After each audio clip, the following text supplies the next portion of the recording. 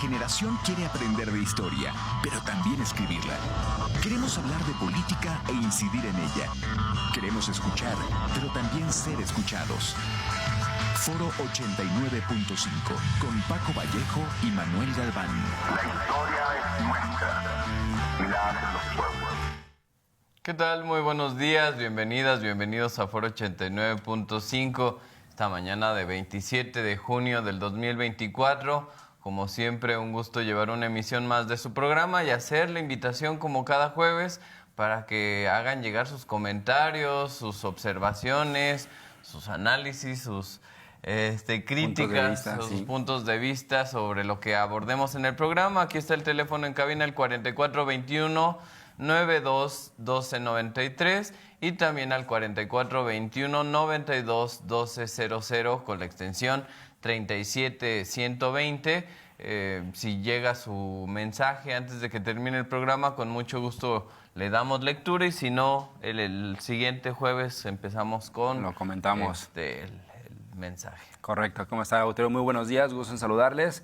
Es correcto, el día de hoy vamos a dar un programa en el cual, ya sé, llevamos una semana más o menos desde que se cantaron los primeros perfiles que estarán en el gabinete de Claudia Sheinbaum. De hecho, el día de hoy estará el segundo grupo ya en algún par de horas comentándose. Y lo que nos gustaría es como analizar y compartir rápidamente qué implica primero ya la agenda de Claudia Sheinbaum como gobierno, qué perfila con estos personajes interesantes e importantes, y sobre todo qué tipo de gobierno se estaría sumando dentro del equipo ya, ¿no? Sí, qué mensaje da con esta primera, este primer tercio, ¿no? Con el cual pues expone por dónde puede ir su gobierno, y me parece que sí hay un mensaje interesante, ¿no? En estos 6, bueno, podemos hablar de 7, porque por ahí ya también Ramírez de la O queda en Hacienda. Entonces, bueno, hay que recordar que más o menos va a nombrar entre 19 y 21 personas que van a integrar el gabinete. Entonces podemos hablar de que el primer tercio que ya publicó, hoy, como bien comentas, se publicarán otros, se hará público otros 6 integrantes, pero estos primeros son muy interesantes y nos dice varias cosas, ¿no? Sí.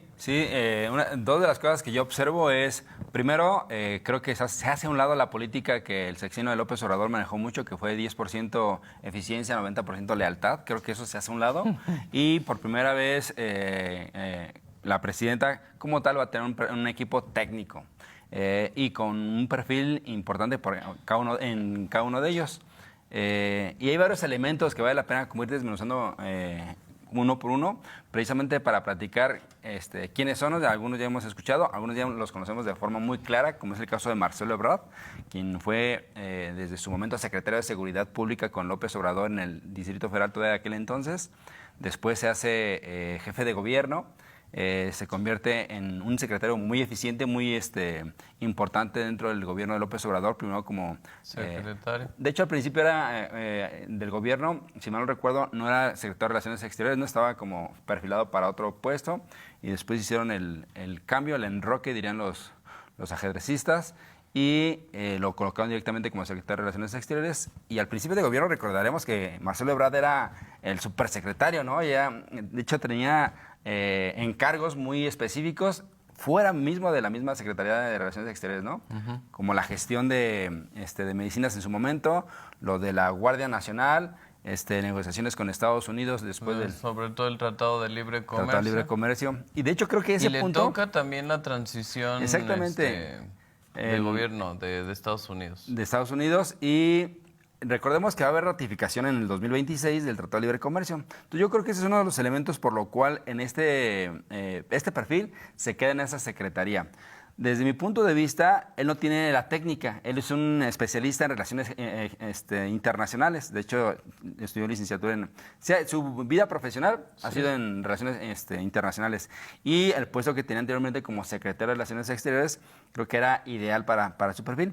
No tiene el perfil técnico para ser secretario de Economía. Sin embargo, sí tiene el perfil político importante para ejecutar. Y creo que desde mi punto de vista, la Secretaría de Economía es más un juego, es más un trabajo y un juego político que una técnica. Realmente la técnica financiera se están haciendo, ¿no? Y ahí ya quedó confirmado con De la O, como bien comentabas. Sí, estoy de acuerdo. Mira, para empezar hay que entender que no estamos en el 2018, ¿no? En el 2018, cuando Andrés Manuel López Obrador está iniciando una nueva etapa con un nuevo proyecto, con la Cuarta Transformación, iniciando la Cuarta Transformación, que requería de, como bien comentas, de personas de su confianza completamente, que siguieran su política, que no lo cuestionaran, que se sintiera, digamos, que seguro en ese sentido.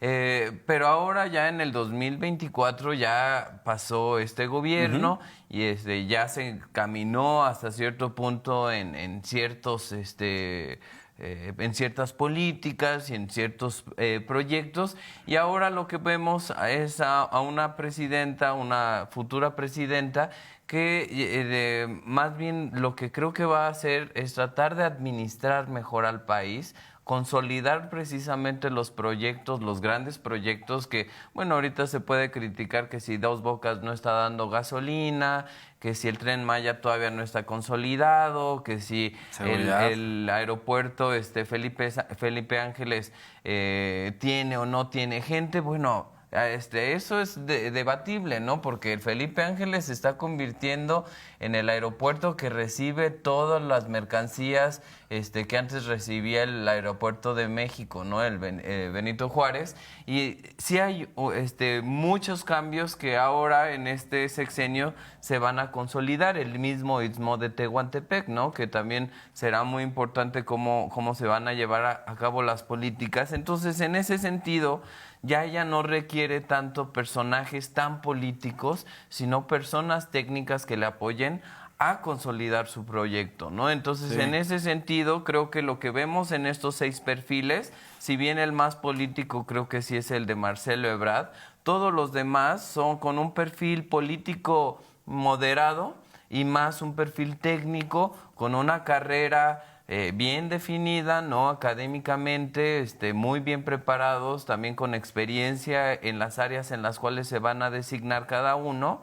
Y bueno, como bien comentábamos, ya Ramírez de la O se queda en Hacienda. Esto da mucha estabilidad, da tranquilidad. Se manejaron bien la economía, más allá de lo que se pueda decir en algunos medios opositores, ¿no? Los números son muy claros, pero puede cambiar esto, ¿no? Tan es así como pues se ha presionado a través de las diferentes declaraciones que se han hecho de las reformas, primero del Poder Judicial, ahora de la Guardia Nacional, que parece que se mantiene esta política de sumar a la Guardia Nacional a la Sedena. Y entonces, bueno, ya no fue tan fuerte la reacción, al menos en los mercados, ante estas declaraciones. Y creo que hasta cierto punto estos 6 primeros nombramientos dejan tranquilos, porque son personas que en cualquier gobierno hubieran sido correctas para estas posiciones. Sí, totalmente de acuerdo. Yo nada más me gustaría puntualizar que los 2 perfiles políticos, creo que tanto Ernestina Godoy como Marcelo Ebrard, son puestos políticos más que técnicos. Marcelo Ebrard creo que sí tiene una técnica importante en cuanto a política, no a la técnica de la Secretaría de Economía, pero sí en cuanto a la técnica política, eso sin duda. Y creo que hará muy buen trabajo, ¿no? Sí. Además de que vale la pena porque mencionar. lo ha hecho muy bien en cualquiera de las posiciones en las que estuvo, ¿no? En realidad no hay ninguna donde se le pueda como señalar algo. Bueno, está la cuestión como jefe de gobierno en la Ciudad de como México, jefe con la de línea gobierno, 12, que es lo que, el lastre que ahí podría traer pero en realidad, ¿no? Creo que tampoco hay muchos señalamientos por su administración como jefe de gobierno. Como siempre, pues hay situaciones que pueden criticarse, señalarse, pero no hay algo así que lo marque profundamente. No creo que a lo más está lo de esta tragedia horrible que sucedió que en el metro, ¿no? inauguración. Donde salen embarrados pues tanto 2 políticos de Morena que ahora estarán encabezando la presidencia, Sheinbaum, Marcelo Ebrard, y se me fue el nombre del perredista, Mancera, que también sale embarrado, pero bueno, él se fue haciendo chiquito y Sí, y para ir cerrando con Marcelo Ebrard, creo que él, conforme a los acuerdos previos en aquella cena en el restaurante donde todos los perfiles presidenciables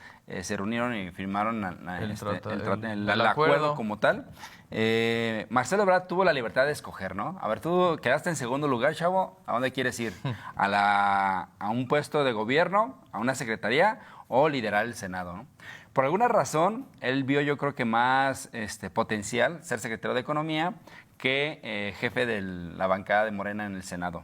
Y eso se lo habría llevado hasta ser como los primeros 3 años presidente del Senado directamente. Ahí yo tengo la duda política, no la duda sobre, pensando que Marcelo Ebrard desde el primer día de trabajo, es más, desde ahorita ya está construyendo su candidatura para el 2030, ¿no? Y es el perfil número 1 que está ahí, ya va para hacer sombra dentro del mismo gobierno. ¿Por qué? La Secretaría de Economía podría ser como una catapulta mucho más exponencial que el Senado. Y tan es así que pues fue el único que habló durante la presentación de estos 6 integrantes del gabinete. Él al final hace una declaración, incluso pues nos adelanta un poco las tareas que le empieza a encomendar la doctora Sheinbaum a él como secretario de Economía, sobre todo eso que comentábamos, ¿no? Primero dar estabilidad al peso, ¿no? Recuperar, porque también hay que decirlo que este peso que se devaluó de los 16.50 a los 18.50, muy probablemente en el siguiente año se va a recuperar pronto esos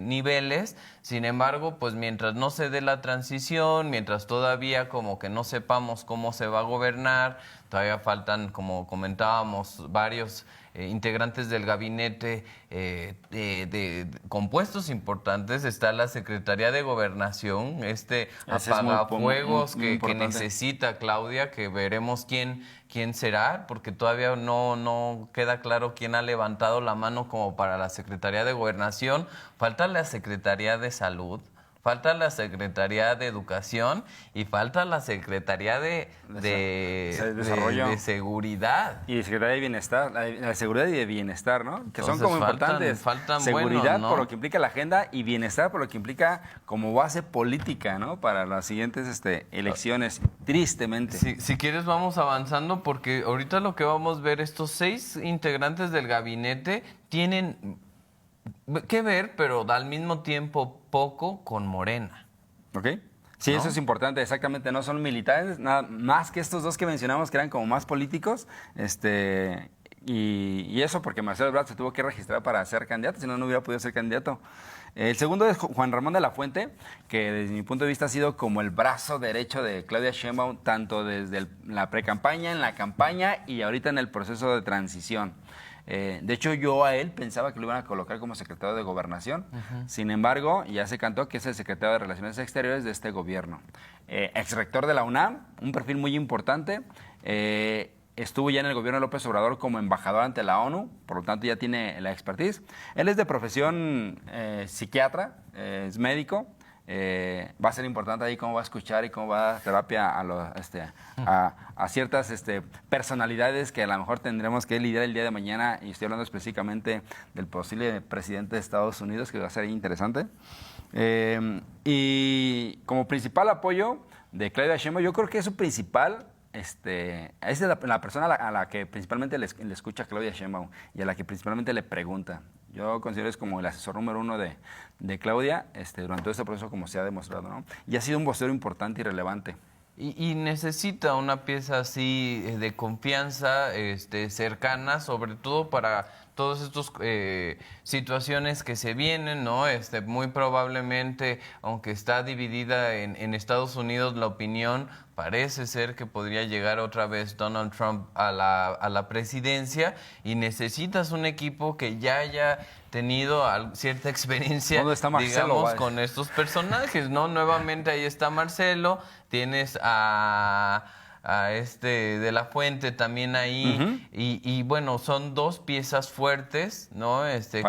Que van a ser fundamentales para lograr hacer un acuerdo. Ya también por ahí salió Claudia Sheinbaum hablando de Canadá, ¿no? Ya hubo un acercamiento con Canadá y hablaron de que, bueno, van a buscar una transición moderada, que no tenga realmente que sea más cambios profundos, pero volvemos a lo mismo. Donald Trump es la persona más inestable que ha visto la política. Totalmente de acuerdo. En la actualidad, ¿no? Y no solamente para Estados Unidos, sino tristemente para los mercados internacionales y todo para el la política mundo, internacional. O sea, porque estamos hablando de un mundo globalizado donde sí, definitivamente trastoca todas las economías. Totalmente de acuerdo.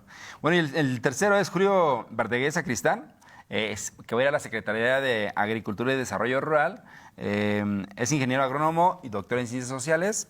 En 2007 fungió como subdirector general y representante regional para América Latina y el Caribe de la Organización de las Naciones Unidas para la Alimentación y la Agricultura. O sea, ella estuvo a cargo de América Latina de la FAO, que es un organismo internacional súper importante para procurar lo que es la alimentación, la salud, sobre todo los alimentos para tener buena salud, ¿no? Y procurar que se evite las situaciones de hambre que hay en el país, ¿no? En esta región. Y una de las primeras declaraciones que hace, que me parecieron muy interesantes, es: continuamos con la política de no agroquímicos. Eso es importante. Entonces, pues bueno, se mantiene en esta postura que también ha sido todo un debate durante esta administración, ¿no? De que si hay argumentos académicos, científicos, como para rechazar este tipo de alimentos, y me parece que sí los hay, y por ahí México sigue levantando la mano, siendo la vanguardia del rechazo a estos transgénicos que bueno, afectan la salud de los ciudadanos y las ciudadanas. Y aquí vale la pena el paréntesis cultural, ¿no? Del maíz blanco, que es una de las principales que se ha cuestionado y que para México, él lo reconoció en una entrevista, que se ha importado, o sea, sí se importa a México, pero se tiene aparentemente estandarizado que es solamente para consumo animal. Aparentemente. Pero él mismo ya como colocado para este puesto, indica que va a procurar que se evite en su totalidad para el consumo humano precisamente los transgénicos, ¿no? Entonces, creo que eso es muy importante y relevante porque más allá de a lo mejor esta posición en contra de los mercados o la antiglobalización, es una cuestión de salud, una cuestión de salud. El Estado el día de mañana puede tener una situación de salud muy grave si no se procura y se cuidan esas políticas. Y el otro caso, un sentido de identidad, o sea, que México, siendo la meca que le dio al mundo esta planta, que la procuró históricamente y que ahora se convierte en un importador de una materia, de un producto químico, es algo... y sería algo irónico, ¿no?, para nuestra identidad. Ahora veremos cómo integra los dos proyectos de Andrés Manuel a su secretaría, Sembrando Vida, y el otro no me acuerdo cómo se llamaba, pero bueno, la idea de seguir avanzando en este sentido y sobre todo dar la certeza alimentaria, ¿no? Que es fundamental. Ese es el punto porque focal. La cuestión es que durante las administraciones pasadas hay que entender por qué cae el campo en México, ¿no? Ante la globalización, pues era muy sencillo comprar pues maíz en otros países, en América Latina, en Estados Unidos, traer arroz desde Asia, y así, ¿no? Cualquier producto lo traíamos, pero con los cambios globales que precisamente se están viviendo por las guerras, por situaciones, por conflictos, etcétera, pues México se da cuenta que no puede estar a la deriva esperando comprar todo en el exterior, porque los mercados fluctúan, porque las relaciones internacionales cambian, y es fundamental dar estabilidad en este sentido, y recuperar el campo pues es parte fundamental de ese camino. Y uno de sus puntos que ha estado en su discurso es tener garantía alimentaria, ¿no? Que eso como nación es bien importante. Ahora, este perfil también tiene como 4 puntos con los cuales él focaliza o va a focalizar su política como secretario.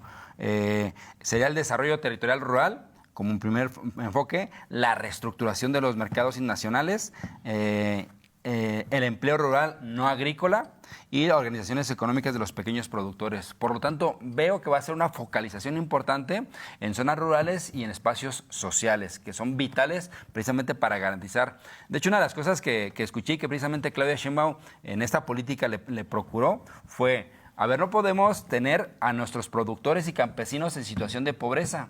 Debemos de garantizarles a ellos, como nuestros principales proveedores alimentarios, una calidad de vida. Calidad de vida. Sí, bienestar. Y creo que eso va a ser bien importante para hacer ese amarre que al día de hoy no se ha hecho y que se ha olvidado del campo, ¿no? Que quedarte en el campo, no apostarle al campo, a mantener tus tierras, que sea redituable, que sea un espacio donde estés a gusto, donde tengas esta calidad de vida de la que comentábamos y no esté esta necesidad latente de la migración hacia las ciudades, porque pues bueno, también las ciudades, si siguieran este ritmo, sería insostenible en muy poco, ¿no? Sí, el día de hoy tenemos ya el 80% de la población en zonas urbanas, solamente el 20% de la población está en zonas rurales.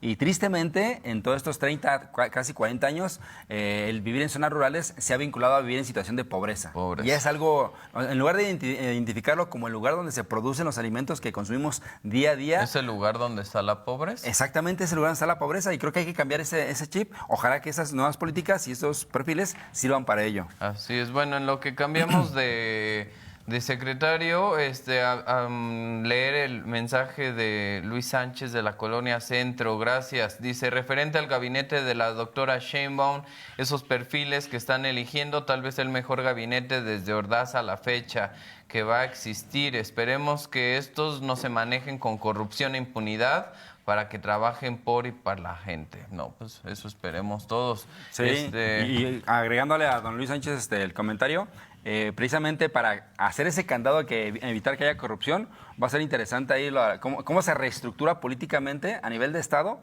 la Secretaría de la Función Pública, ¿no? Y por ahí este expanista Javier Corral se considera que posiblemente sea el que encabece esta secretaría, que ahí es un poco de ruido para los morenistas. Aunque también puede desaparecer alguna secretaría, ¿no? Así como se creó, que creo que ahorita es lo que vamos a comentar, porque ya se nos anda acabando el programa, entonces para mencionar a todos las otras tres. Y eso es importante porque en pocas palabras el CONACYT, y eso yo creo que para la comunidad universitaria es algo súper importante y académica que se ha buscado durante sexenio tras sexenio, ¿no? Y por primera vez CONACYT va a subir a rango de Secretaría de Estado. Y la misma que ha sido nombrada, Rosaura Ruiz Gutiérrez, sería la Secretaria de Ciencia, Humanidades, Tecnología e Innovación. Y esta nueva secretaría, que yo creo que a México le hacía falta desde hace mucho tiempo, y qué bueno que se suba la política de la ciencia como una política y como una cuestión de Estado. Ahora hay que ver eso qué implica a nivel más que el gasto del Estado, creo que esta secretaría puede dar a lo que sería el Estado emprendedor, ¿no? A través de la innovación. Y empezar a planear hacia un futuro, dónde están las innovaciones, las creaciones, darles objetivos, ¿no? Creo que podría integrar mucho de mejor forma todos los proyectos universitarios, consolidar la nueva escuela mexicana. Y sabes que también en este sentido creo que marca una grande distancia con las políticas anteriores de esta administración de Andrés Manuel López Obrador, ¿no? Hay que recordar que Andrés Manuel incluso eliminó lo que es el CONACYT como tal, o como se conocía anteriormente, y entonces ahora que le dé de inicio una categoría de secretaría, marca una gran diferencia y le retoma la importancia que tiene este aspecto para la vida política y social de cualquier país. Sí, correcto. Ella es licenciada y maestra y doctora en biología por la Facultad de Ciencias de la UNAM. Ha sido varias veces propuesta para ser rectora.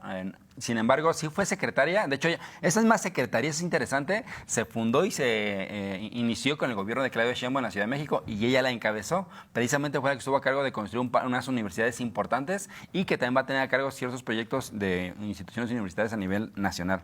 Bueno, nos faltó Alicia Bárcenas y Ernestina Godoy, ¿no? que bueno, finalmente podemos ahí ella repite. abordar y bueno, ver ahora cuáles son los 6 destapados del día de hoy. Será muy interesante. Seguiremos hablando de estos temas, agradecer como cada jueves su presencia. Y estén al pendiente con el debate el día de hoy de Donald Trump y Biden, primer debate de las elecciones de Estados Unidos. Ok, nos pueden ver nuestras repeticiones YouTube como Foro 89. Hasta la próxima.